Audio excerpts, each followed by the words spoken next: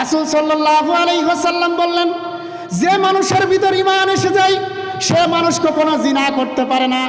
যে মানুষের ভিতরে ঈমান এসে যায় সে মানুষ কখনো মদ পান করতে পারে না, সে মানুষ কখনো গাঁজা খেতে পারে না, সে মানুষ কখনো ধূমপান করতে পারে না, সে মানুষ কখনো ফেন্সিডিল খেতে পারে না। এটা কার কথা?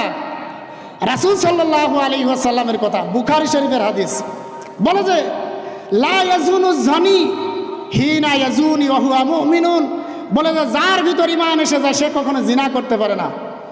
বলে যে যার ভিতর ঈমান এসে যায় লা ইয়াশরাবুল খামরা হিনা ইয়াশরাবুহা ওয়া হুয়া মুমিনুন।